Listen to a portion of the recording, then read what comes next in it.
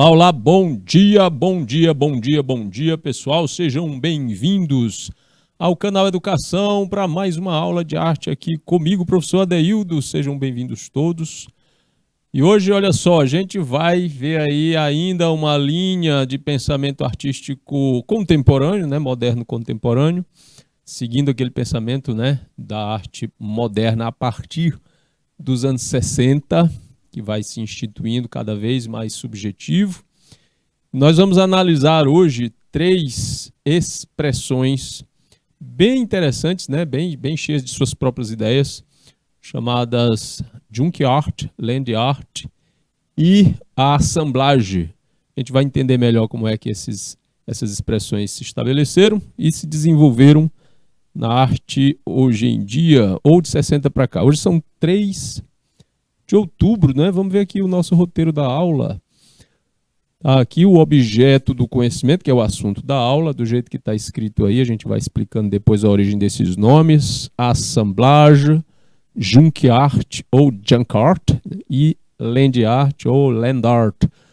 O objetivo é compreender o desenvolvimento das ideologias artísticas conceituais contemporâneas. Quando a gente fala de arte conceito, a gente estabelece aí um pensamento ou um tipo de pensamento que vai atuar nas questões mais subjetivas, intrínsecas ao pensamento humano em relação a essas expressividades. E no final, a gente resolve uma ou 2 questões aqui. Vamos começar, né? Como sempre, a gente faz uma abordagem de identificação, né, com um teor histórico, para entender a origem dessas expressividades. A gente vai começar com assemblage, ou aportuguesando, né? Assemblagem. Aqui, aproveitando para colocar para vocês uma curiosidade, a maioria das palavras em língua portuguesa que terminam em agem, elas têm origem no francês. Garage, garagem, bagage, bagagem e por aí vai. Bom, assemblage, então, vem do francês, que é um termo que, trazido à arte, né, pelo Jean Dubuffet em 1953. É usado para definir colagens com objetos e materiais tridimensionais. Definir colagens com objetos e materiais tridimensionais. Lembra um pouco, né, aquela proposta inserida pelo cubismo, né, no finalzinho ali, pelo o Pablo Picasso e o Georges Braque, quando eles meio que usaram, né, a colagem de pedaços de jornal, né, pedaços de papelão nos seus quadros. E a ideia do ready-made, né, do Marcel Duchamp, na proposta dadaísta.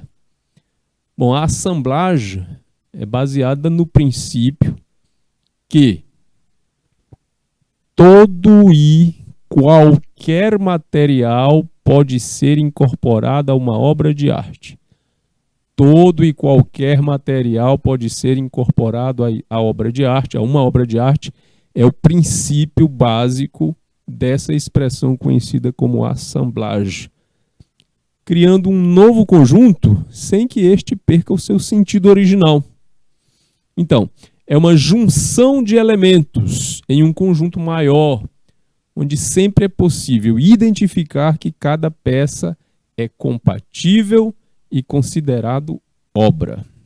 Mais uma vez, eu destaco, quando a gente está falando desse tipo de expressividade artística que aparece a partir dos anos 50, 60 e adentra os anos 70, e quando a gente olha, vou mostrar aqui para vocês os exemplos, quando a gente olha e identifica como uma coisa que aparentemente já é costumeira da nossa visão, já é conhecida da gente, a gente fica, mas isso é tão simples, parece tão óbvio isso aí, por que está dentro de um estudo tão complexo como a história da arte? Porque à época não existia como expressão artística, não era considerada a atividade como elemento de uma expressividade artística e quando aparece, ela inaugura um processo. Ok? Bom, voltando aqui. A assemblagem é baseada no princípio que todo e qualquer material pode ser incorporado a uma obra de arte, criando um novo conjunto sem que este perca o seu sentido original. Bom, é uma junção de elementos em um conjunto maior onde sempre é possível identificar cada peça é compatível e considerado obra. Bom, ao se utilizar de diversos materiais, como papéis, tecidos, madeira, colados a uma tela, está colados entre aspas, porque eles são anexados, eles podem ser colados, pregados, inseridos a uma tela, o artista consegue ultrapassar as limitações da superfície, rompendo assim o limite da pintura, criando uma junção da pintura com a escultura. Então, em arte, pessoal, esses processos históricos, eles estão sendo sempre criticados, reexperimentados, questionados o tempo todo, principalmente no período da arte moderna, que foi um período de rompimento absoluto com essa linguagem mais tradicionalista de produto artístico. Até o final da o final do século XIX e início do século XX, a arte era praticamente tradução de arte visual. A arte visual era praticamente tradução de pintura e escultura. Pintura e escultura. As outras artes menores, como o artesanato, as artes gráficas, o retrato, comercial, a própria fotografia, eles ainda eram vistos como elementos sem linguagem artística exatamente. Mas a pintura, a escultura, a representação das mitologias voltadas às questões das estéticas gregas, elas estavam ali num patamar lá em cima, inquestionável, inalcançável, inabalável sobre essas noções do que era aceitável como arte. A partir da instituição das vanguardas artísticas, da exploração sobre a questão do subjetivo humano, os pensamentos, as ideias diferenciadas, então esses pressupostos eles foram todos repensados e eles continuam sendo repensados. Um ponto importante é exatamente o espaço onde a obra está inserida. Numa pintura, a gente tem a imagem formada na tela pelo pincel e a tinta. Aqui, a assemblagem traz uma mistura de escultura e pintura, certo? Junta, cria uma junção dessas duas expressões, certo? E o artista, consegue ultrapassar essas limitações da superfície, que é a superfície da tela em si. Então são experimentos esses que vão desmistificando os estabelecimentos, as ideias já construídas sobre a arte tradicional. E a arte sempre fez isso. Sempre fará. Isso sempre vai acontecer. E em um momento ou outro, isso deixa de ser questionado e pode voltar. Ops. Certo? Então vamos lá. O princípio que orienta a feitura de assemblagens é a chamada estética da acumulação. Tanto que a palavra assemblagem significa reunião, ajuntamento. Bom, todo e qualquer tipo de material pode ser incorporado à obra de arte. O trabalho artístico, mas todo mesmo, gente. Todo e qualquer tipo. Imagine um material qualquer, uma coisa qualquer, um objeto qualquer. O que você imaginar, por mais que seja absurdo que você imagine, pode ser incorporado. Se vai ser incorporado é outra coisa, mas que pode. Ok? Mas vamos lá. O trabalho artístico visa romper definitivamente as fronteiras entre arte e vida cotidiana.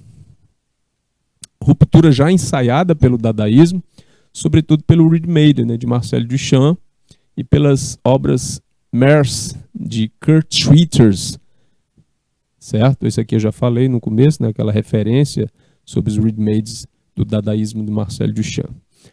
A ideia forte que ancora as assemblagens diz respeito à concepção de que os objetos díspares reunidos na obra, ainda que produzam um novo conjunto, não perdem o sentido original. Objetos díspares, diferentes. Menos que síntese, trata-se da justa posição de elementos, em que é possível identificar cada peça no interior do conjunto mais amplo. A referência de Dubuffet às colagens não é casual. Tem uma referência pautada, né, num processo que já vinha acontecendo. Nas artes visuais, a prática de articulação de materiais diversos numa só obra leva a esse procedimento técnico específico, que se incorpora à arte no século XX, com o cubismo de Pablo Picasso e Georges Braque. Outra referência que eu falei para vocês no início, sobre aquela história do chamado cubismo de colagens. O cubismo ele se divide como linguagem artística, como escola artística, um movimento de vanguarda, ele se divide em 3 fases. Só lembrando vocês um pouquinho aqui, a primeira fase é a chamada pré-analítica ou cézanniana, né, onde o quadro Les Demoiselles d'Avignon, de 1907, inaugura esse processo, muito parecido com a linguagem do Cézanne, que é um dos grandes precursores das escolas modernas, né?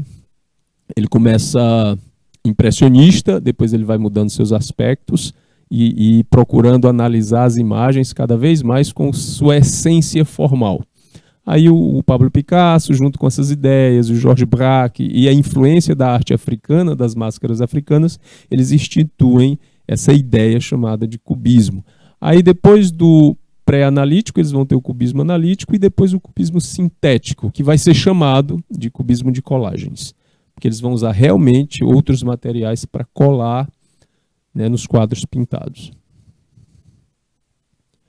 Ao abrigar no espaço do quadro elementos retirados da realidade, pedaços de jornal, papéis de todo tipo, tecidos, madeiras, objetos, etc. Aí nesse etc. mora essa questão aqui de todo e qualquer tipo de material. Ok? A colagem liberta o artista de certas limitações da superfície. Então a gente está falando aqui da superfície do quadro, da superfície da tela, bidimensional, altura e largura. Quando você está pintando, você usa tinta. Se for uma tinta que lhe dê condições de criar um certo volume, ok? Aí você pode trabalhar esse processo como fez o Van Gogh, de criar uma certa tridimensionalidade. Mas ainda assim há um limite para isso, porque você não pode acumular, não dá para você acumular grandes quantidades de tinta que ela ressalte, né, para a tela à frente. Fica complicado, mesmo porque por causa da própria característica física da tinta. Mas quando você cola um objeto, você tira, você se libera dessas limitações da superfície. Ok? Bom, a pintura passa a ser concebida como construção sobre um suporte, o que pode dificultar o estabelecimento de fronteiras rígidas entre pintura e escultura. Em 1961, teve uma exposição chamada The Art of Assemblage, ou a arte da assemblagem, realizada no Museum of Modern Art, MoMA, o Museu de Arte Moderna de Nova York, né, o MoMA, conhecido MoMA. Reúne não apenas obras de Dubuffet, mas também as Combined Paintings, ou pinturas combinadas, de Robert Rauschenberg, esse moço aqui. E a chamada Junk Sculpture, ou escultura Junk, a gente vai falar de Junk Art já já. E isso leva a pensar que a assemblagem como procedimento, né, passe a ser utilizada nas décadas de 50 e 60 na Europa e nos Estados Unidos por artistas muito diferentes entre si. Então a gente percebe que acaba sendo uma técnica que se transformou numa expressão, numa escola artística. Ok? A gente fala de artistas modernos, de artistas experimentalistas, mas a gente não pode esquecer que eles não são presos a técnicas exclusivas. Um artista que faz assemblagem, ele não deixa de ser um escultor, ele não deixa de ser um pintor com suas técnicas tradicionais.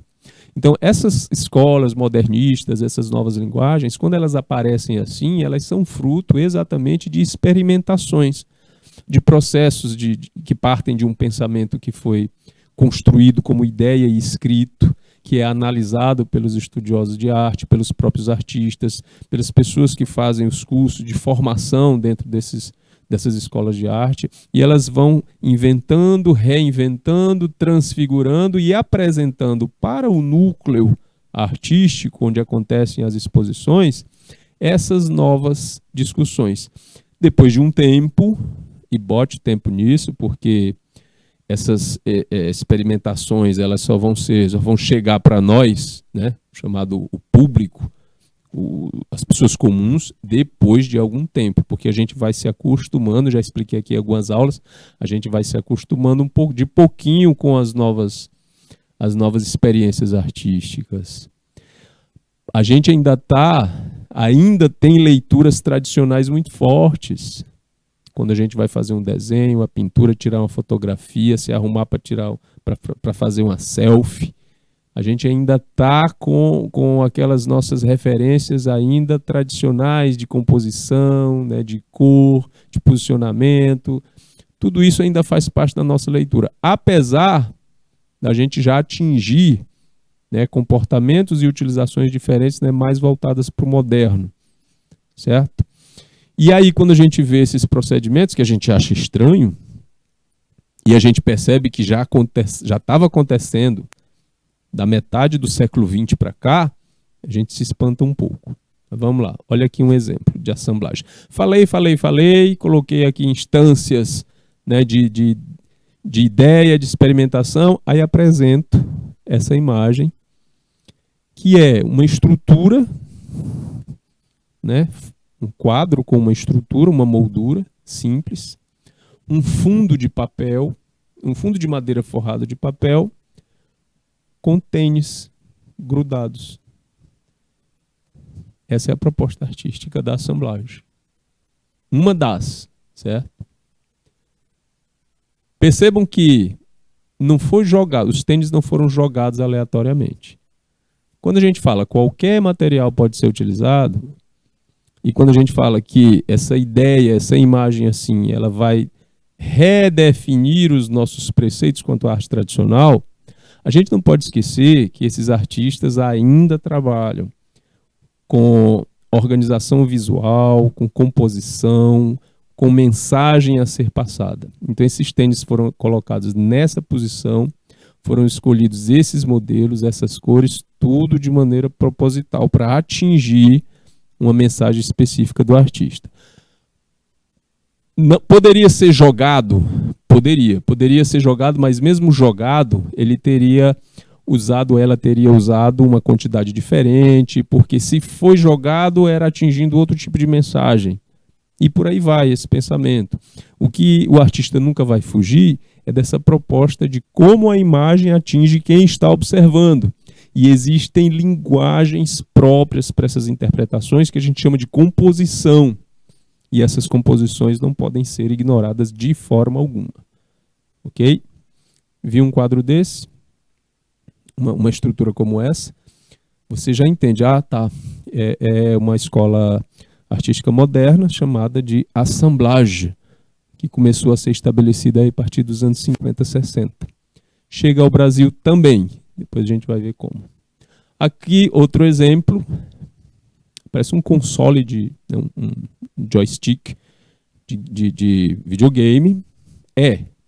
Mas ele é formado por pequenas, né, minúsculas peças de brinquedo. A gente vê aqui botões, imitação, né, de pedra preciosa, de plástico, pequenas outras peças, desenhos. Aí, de acordo com aqui tem um bonequinho do Toy Story. A foto não está muito nítida, mas é isso. São pequenas peças que vão montando essa imagem maior, como se fosse um mosaico. Se você chega mais perto e percebe as pequenas brinquedos, as pequenas imagens, você não as tira do contexto. Elas têm o seu contexto próprio. Mesmo que se afastando, você tenha uma ideia, uma visão, né, macro da outra forma que é apresentada, e ela se mantém no seu contexto. Certo? Tem outro exemplo? Esse aqui. O retrato idealizado de Marilyn Monroe, feito com peças de plástico e, em alguns pontos, até macarrão. Acho que é aqui. Feitas em peças de plástico, tanto o fundo quanto a figura. As cores das peças é que vão dar a nuance, né, de gradação de cor de cada parte do desenho e ajudar a formar o desenho. E o tamanho das peças, junto com a cor, é que vão dar o contraste, a formação da textura e do volume que a peça em si pede para poder formar essa figura. Resumindo, é um monte de objeto formando um objeto maior. Uma ideia maior, uma imagem maior. Eles estão reunidos, ajuntados. Daí o nome assemblage, ou assemblagem, como a gente pode ler perfeitamente. Ok? Até secador de cabelo tem aqui nessa peça. Beleza? Aqui a gente vê elementos, gente, que não são exatamente elementos retirados de qualquer lugar. Aí eu estou explicando isso agora porque quando a gente passar para Junk Art, a gente vai perceber que além de todo e qualquer material, certo? A condição desse material também vai ser considerada. Aqui a gente está vendo esse material tênis, mas o artista vai se limitar a este material dessa forma. Ele não vai usar, ele não vai lançar mão, certo? Do material em qualquer situação, rasgado ou sujo ou destruído, certo? É a ideia tênis. Aqui na imagem, os brinquedinhos, as peças, os botões, as coisas coloridas estão em perfeitas condições para formar essa outra imagem. Então não é uma arte de reciclagem, exatamente. Não é uma arte onde ele vai usar coisas do lixo, por exemplo. Aqui também não. Então são coisas específicas escolhidas para formar a imagem. Beleza? Quando você tem isso, você tem a assemblagem. Ok? Vamos passar adiante porque eu acredito que a próxima vai ter... Pronto, aqui uma imagem formada por materiais bem maiores. Isso aqui é do Vic Muniz, fotógrafo brasileiro, que pode ser encontrado na obra dele no vídeo. Tem um documentário chamado Lixo Extraordinário. Isso aqui está mais ligado à ideia de Junk Art, que a gente vai apresentar já já. Certo? E aí eu volto para ela para explicar por quê. Beleza? Junk Art. Em inglês, arte de sucata. Estão entendendo? Arte de sucata.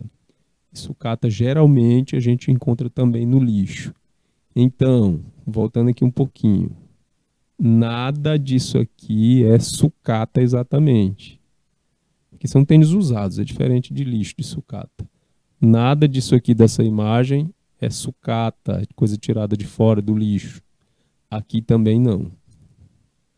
Já aqui na obra do Muniz, a gente vai identificar todas as características do que a gente vai ver aqui como Junk Art. Então vamos lá, aí eu volto já para o Muniz. Arte de sucata, movimento surgido nos Estados Unidos na década de 60, defendendo que qualquer objeto ou material pode servir para obra de arte, como acontece nas colagens. Qualquer objeto ou material em qualquer condição. As Junk Sculptures, as esculturas Junk é um termo meio para lixo em inglês, um dos termos, né? Recorre a materiais abandonados, sucatas, ferros velhos, canos, aspiradores de pó e restos de automóveis, que são usados como alegorias das megacidades e seus ambientes degradados e poluídos. Então não é uma linguagem que vai trazer a apenas uma ideia nova de reutilização. Não. Tem um pensamento ideológico, tem um pensamento filosófico, reflexivo em torno disso. O que as grandes cidades produzem? As grandes cidades nada, as megacidades. A gente está falando de cidades aqui enormes em termos de população e aglomeramento urbano. Teresina tem por aí perto de 1 milhão de habitantes. 1 milhão. Teresina é uma cidade de porte médio para grande.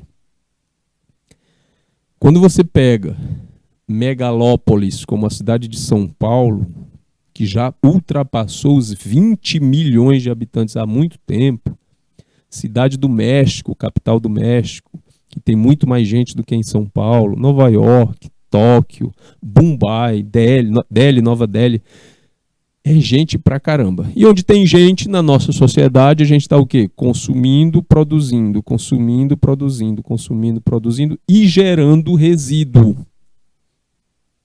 Então, quando ele coloca aqui, esses materiais são usados como, nessa arte, né, como alegoria das megacidades, é sempre um lembrete sobre comportamentos de consumo e produção e os relacionamentos das pessoas com essas situações aí, certo? Nos seus ambientes degradados e poluídos. Então esse tipo de arte aqui ele vai estar muito mais voltado visualmente a uma proposta que você identifica melhor essas questões de degradação e poluição do que a chamada assemblagem, certo? A assemblagem é uma ideia técnica que vai ser usada também pela chamada junk art, que vai se caracterizar mais pelo uso desse tipo de material. Certo? Aí a gente tem, no exemplo, 2 ganchos que foram reorganizados, reunidos, certo? E reorganizados formalmente com a solda dessas bolinhas aqui, né? Para parecer o quê? Uma escultura de 2 pessoas, né? Uma figura feminina e uma figura masculina. A gente intencionalmente já percebe, né, pela nossa construção social, histórica, a gente inclusive define quem é o masculino e quem é o feminino, através desses 2 simples ganchos, que são muito provavelmente ganchos de resto de maquinário, né, que foi degradado e jogado fora.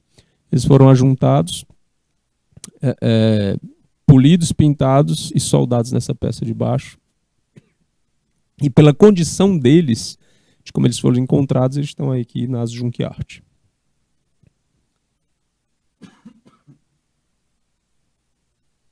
Bom, essa ideia ela não é recente. Isso de aproveitar a coisa descartada não é recente. O movimento modernista iniciado no início do século XX já pregava a fuga dos materiais tradicionais e a vontade de mostrar que a arte pode ser feita com qualquer coisa. E mais uma vez a gente traz o exemplo do Marcel Duchamp. O artista dadaísta francês Marcel Duchamp se destaca como sendo um dos pioneiros, né, pela sua coragem e excentricidade ao criar os chamados ready-mades. A gente traduz isso como alguma coisa do tipo algo que já está pronto, pré-fabricado. Um artigo produzido em massa, escolhido aleatoriamente, isolado do seu contexto habitual e apresentado como obra de arte. Isso que é um ready-made. Então a gente vai pensar da seguinte forma. Aqui no exemplo, banqueta com roda de bicicleta, do Marcel Duchamp, a gente vai ter esses 2 artigos, a banqueta e a roda de bicicleta, que são produzidos em massa. Essa banqueta, salvo engano, ela é de ferro, nem é daquelas de madeira. São produtos que são feitos em massa e que foram escolhidos pelo artista aleatoriamente e foram isolados do seu contexto habitual. Para que serve uma banqueta? Para a gente sentar nela. Mas aí ele isola a banqueta e a sua utilização do contexto habitual quando ele prega, né, quando ele fixa essa roda de bicicleta em cima da banqueta. Você não pode mais sentar nela. Perde o uso, né, referencial do objeto em si. E quando ele faz o mesmo com a roda de bicicleta, cola na banqueta e ela fica longe do seu uso, a gente redefine esses dois processos e passa a pensar sobre isso. Há quem diga que essas reflexões sobre as redefinições daquilo que a gente usa no dia a dia passa muito pela reflexão até infantil e pura, né, das nossas análises sobre as coisas.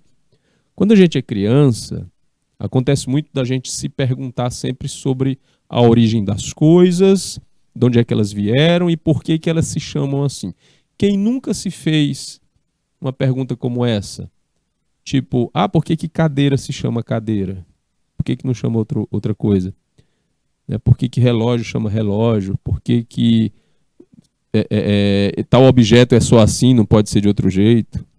Isso permeia sempre o nosso imaginário, a nossa curiosidade infantil, e inclusive é analisada num livro da Ruth Rocha, se eu não me engano, né? Marcelo Marmelo Martelo, que a gente até lê isso na escola, onde o menino se pergunta sobre tudo que está em volta dele, inclusive o próprio nome. Né? Ele pergunta à mãe por que ele se chama Marcelo, por que o nome dele não é Martelo, ou mesmo Marmelo, e por aí vai.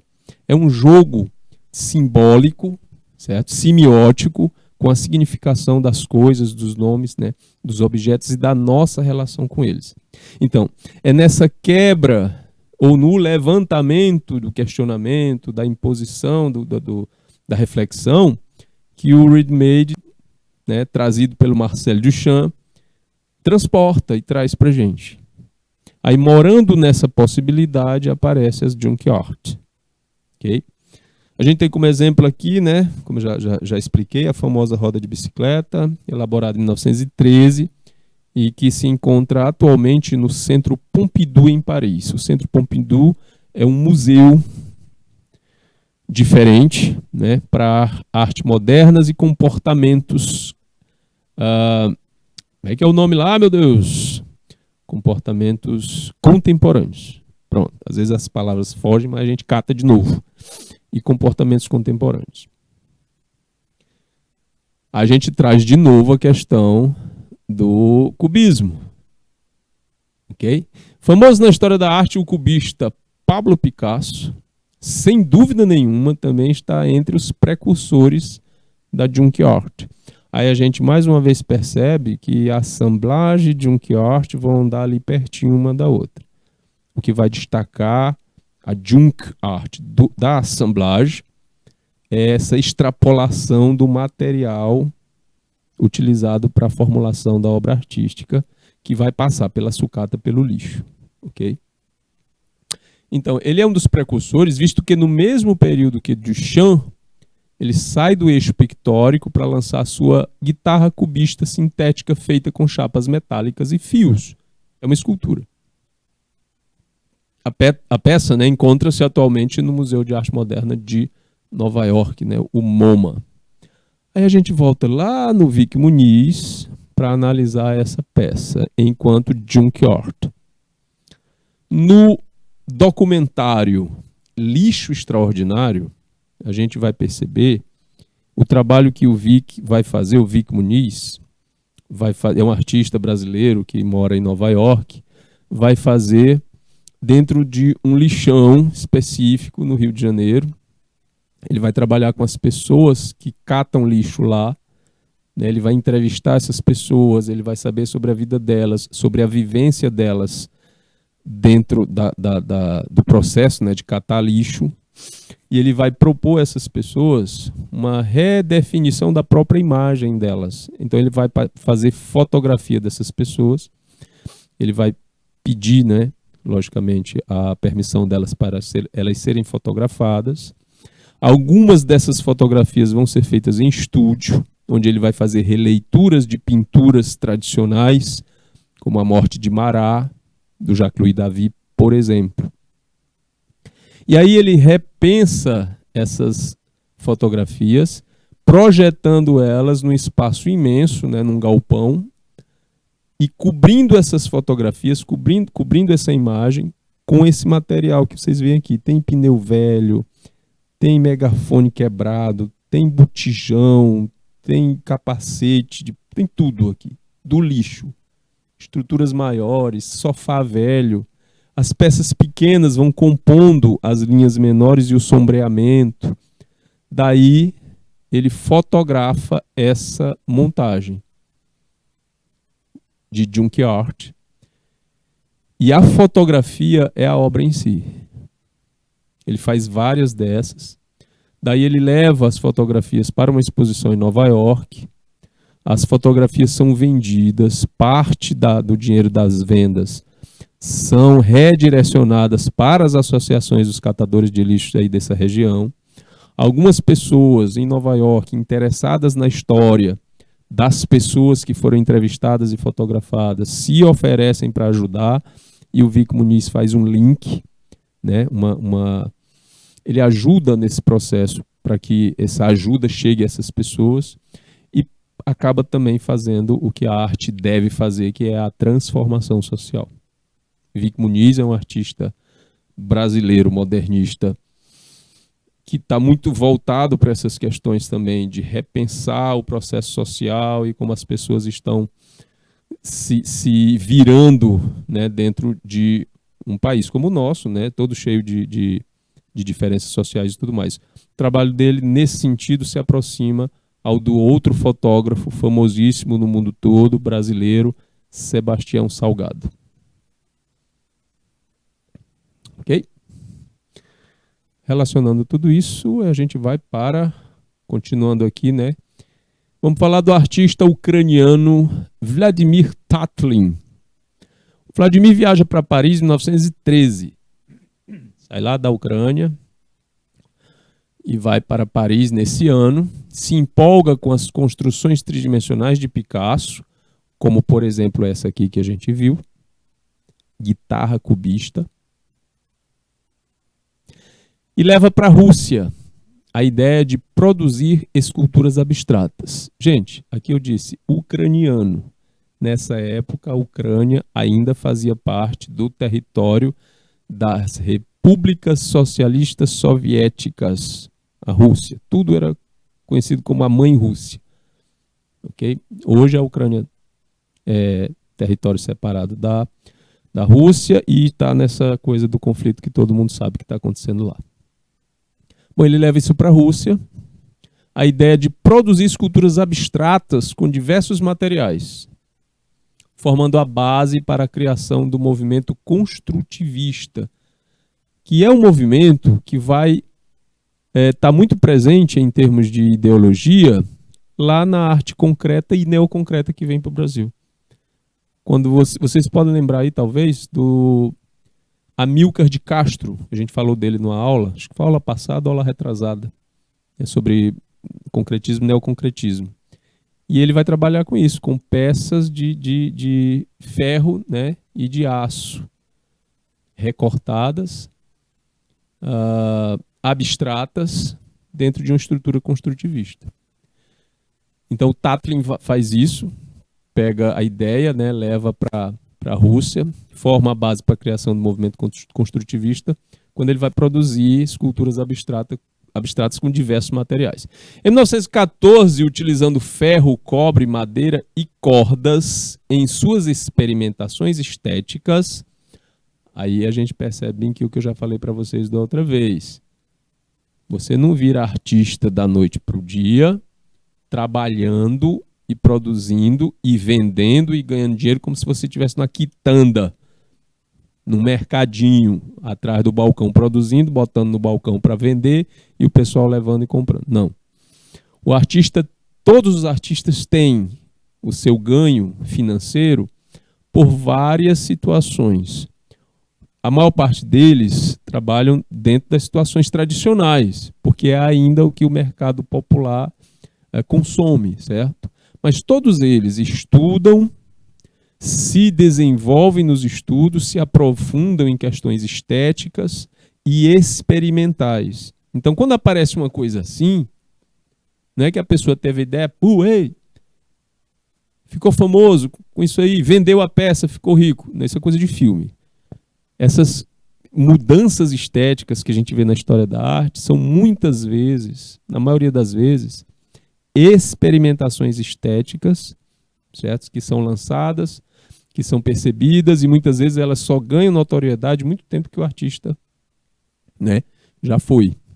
Então, ele vai lá, vai usar essas experimentações estéticas, né, e surgem trabalhos como o Relevo de Esquina, que é essa obra que está aqui.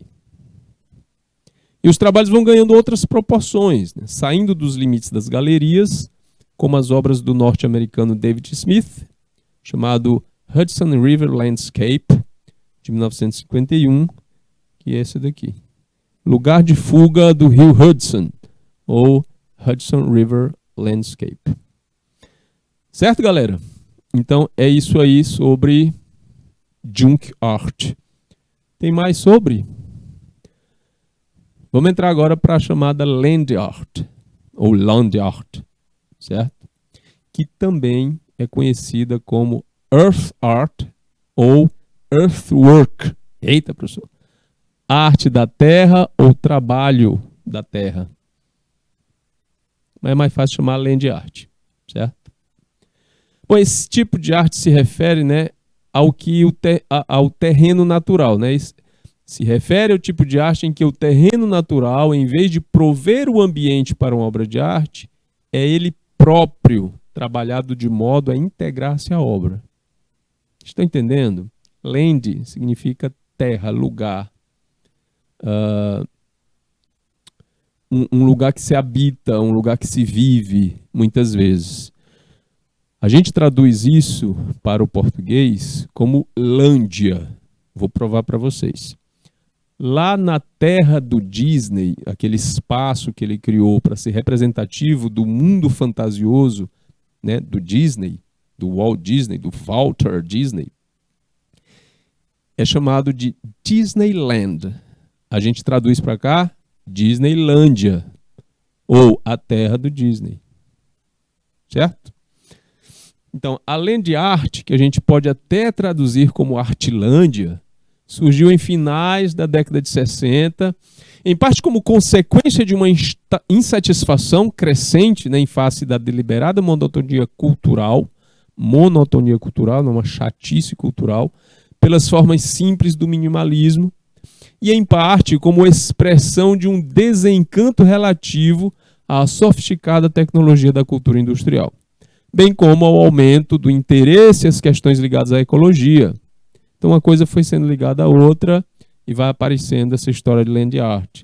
O conceito estabeleceu-se numa exposição organizada na Dewan Gallery, em Nova York, em 1968, e na exposição Earth Art, promovida pela Universidade de Cornell, em 1969.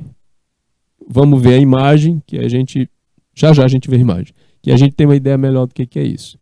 É um tipo de arte que, por suas características, não é possível expor em museus ou galerias, então você não vai ver land art no museu tal, na galeria tal, e muito provavelmente você não vai ver esse tipo de arte sendo vendida. Não dá, a gente vai ver a imagem, vocês vão entender por quê. Devido às muitas dificuldades de colocar-se em prática os esquemas de land art, né, suas obras muitas vezes não vão além do estágio de projeto. Assim, a afinidade com a arte conceitual é mais do que apenas aparente. O único jeito de você ter essa exposição é por meio de fotografias. Certo? Dentre as obras de land art que foram efetivamente realizadas, a mais conhecida talvez seja a plataforma espiral, ou a Spiral Jet, né, de Robert Smithson, de 1970, construída no Grande Lago Salgado, em Utah, nos Estados Unidos. Ou seja, isso aqui. O artista pensou nesse processo. Daí, lógico que ele não fez isso aqui sozinho com uma pá e uma enxada. Ele teve a ajuda de toda uma estrutura, né, de escavadeira, de trator e tudo mais, para trazer daqui da terra e construir com toda essa terra que foi trazida para cá, dentro dessa parte aqui, né, da Bahia. Então, onde é isso aqui, Jesus? Do Lago Salgado nos Estados Unidos, né, do Lago Utah, Grande Lago Salgado em Utah. Não é uma parte profunda, a gente já prevê isso aí para que a coisa funcione. Aí ele vem trazendo essa terra, né, essa estrada que vem de lá, e vai espiralando essa estrada e fazendo ela chegar bem aqui no seu finzinho como estrada. Pronto. Dá para botar isso no museu? Dá para construir o museu em cima, aí é outra história. Mas ninguém parou para fazer isso, claro. Certo? Então o que a gente vê aqui? O uso da imagem da natureza, ou seja, a paisagem em si é a própria obra de arte. E é terra, é um lugar. Daí o nome, land art. Certo? E ela não precisa ser sempre com essa proporção gigantesca. Ela pode ser menorzinha. Ok. Pode ser com pedras só. Aí a pessoa vai lá, você pode até dizer assim, professor, a pessoa vai lá e empilha um monte de pedra. Pra quê? Pra tirar a foto. Ficar bonitinho. Mostrar a criatividade, né, a inteligência da pessoa, porque essas pedras, gente, elas não têm um arco. Não tem um arco de ferro segurando. Você sabe como é que funciona um arco? Sabe. Você não é bobo nem nada. Um arco é a construção onde as forças são anuladas bem aqui no centro, que a gente chama de pedra-chave. Essa força é distribuída para lá e a outra para o outro lado. E aqui na base a gente tem o apoio, né? Então essas pedras elas estão forçando umas às outras nessa direção e na outra direção também. E forma o que a gente chama de arco de construção. Legal numa construção, numa obra, num prédio, numa ponte, bacana. Mas observar isso apenas com pedras empilhadas, não empilhadas, mas colocadas em forma de arco, que por causa da lâmina d'água aqui continuam a imagem na reflexão formando uma circunferência, certo? Já cria um diálogo estético, visual, para muita gente, que vai identificar como beleza, como algo apreciável e interessante. E por causa mesmo do meio onde essa coisa interessante está, leva a pessoa a outras vivências de memória, de memórias afetivas, de valorização da natureza, de convite a uma reflexão mais profunda sobre a existência do ser humano e por aí vai. Ok? Tem outro exemplo de land art? Olha aqui que interessante. Esses pedregulhos organizados de forma espiralada também, variando o tamanho das pedras enquanto a espiral, né, é formada. Está aqui numa imagem maior e aqui está numa imagem menor dela, né, de outro ângulo. Você percebe de onde a pessoa tirou as pedras. Ó. Essas pedras são próprias dessa região aqui. Então, ele encontra... Elas têm uma característica, né, que elas são mais escuras num ponto e mais claras aqui. Aí ele pega essas maiores de fora, associa com outras menores, né, do outro lado, vai deixando um espaço que vai formando essa linha que vai se estreitando até aqui. É no mínimo curioso. Onde é que esse tipo de arte quer trabalhar, quer ser inserida? Na nossa ancestralidade pré-histórica, que vive até hoje, quando você está sentado na areia da praia, por exemplo, por mais urbano que você seja, quando você vai à praia, se você costuma ir à praia, ou um riacho, ou à beira do rio, sei lá, que você senta na areia, é instintivo que você rabisque a areia com a mão. Ou fique desenhando coisas e apertando a mão na areia, ou com um graveto. É instintivo, porque a gente trabalha esteticamente as nossas formas de maneira instintiva. E a land art vai beber nessa fonte para ganhar atenção, certo? Da nossa relação com a natureza, dos nossos propósitos e tudo mais. E trabalhando com essa questão estética, certo? De recondicionamento dos materiais encontrados aí, nessa região, nessas regiões, beleza? Então é isso. Land art, a gente viu junk art e viu assemblagem no começo, tá? Vamos responder aqui algumas questões. Leia o texto, observe a imagem e, a seguir, assinale a alternativa correta sobre a land art. Vamos lá, então. A land art, também conhecida como earth art ou earthwork, é o tipo de arte em que o terreno natural, em vez de prover o ambiente para uma obra de arte, é ele próprio, trabalhado de modo a integrar-se à obra.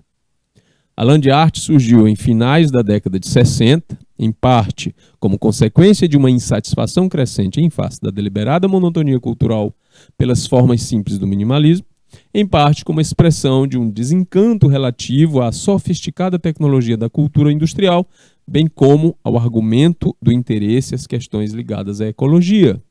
Texto até que a gente retirou ali do nosso último análise, né?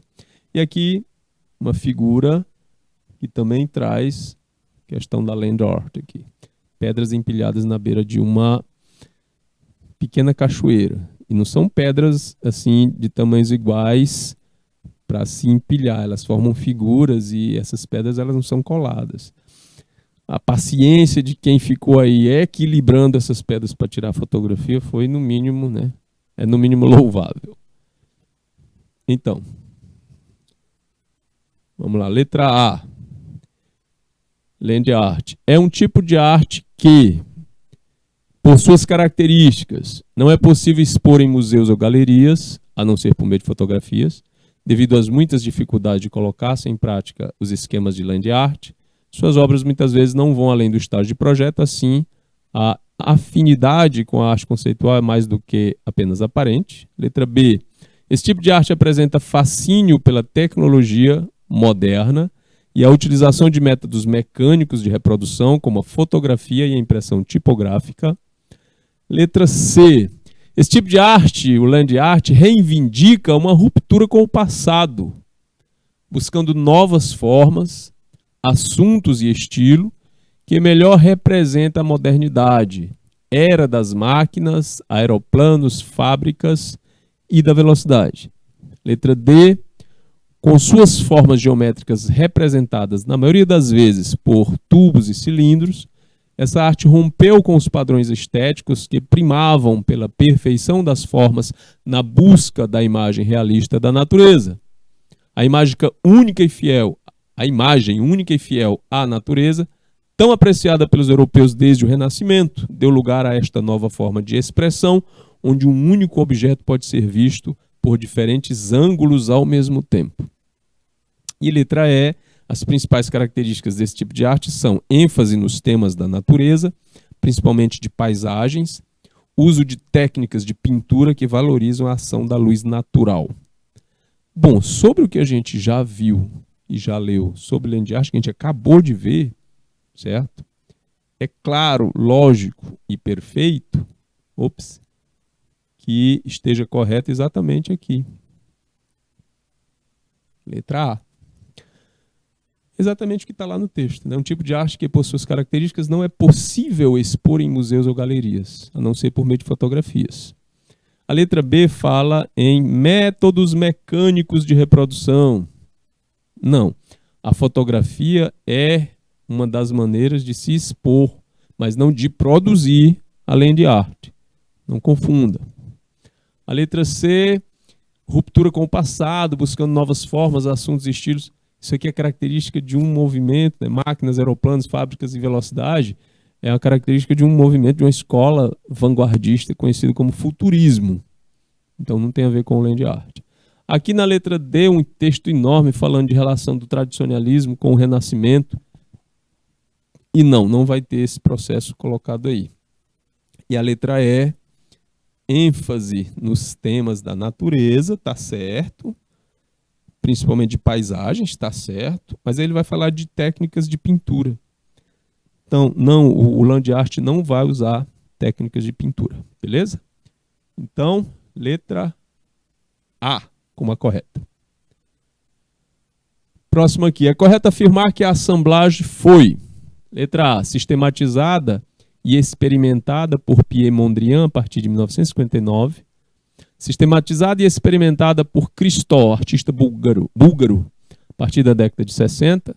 Sistematizada e experimentada pelo grupo Fluxus e pelo Novo Realismo a partir da década de 60.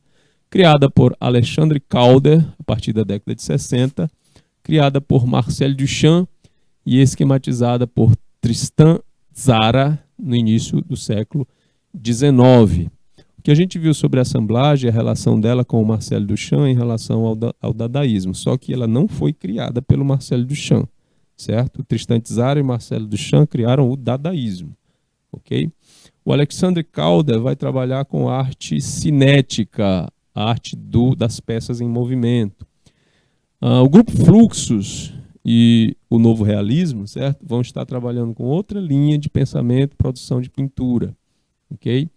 O artista búlgaro Christo, a partir da década de 60, vai trabalhar com algumas situações de assemblagem, certo? Mas ainda não nesse processo. O Pierre Mondrian é aquele cara lá da pintura minimalista, certo? E ele vai lançar sistemas e experimentações acerca da assemblagem, tá ok? Então, letra A. Nosso tempo está indo, foi analisado, pronto, era só essas duas aí. Obrigado pela participação de vocês, um grande abraço, gente, uma ótima semana para todo mundo e até a próxima. Tchau!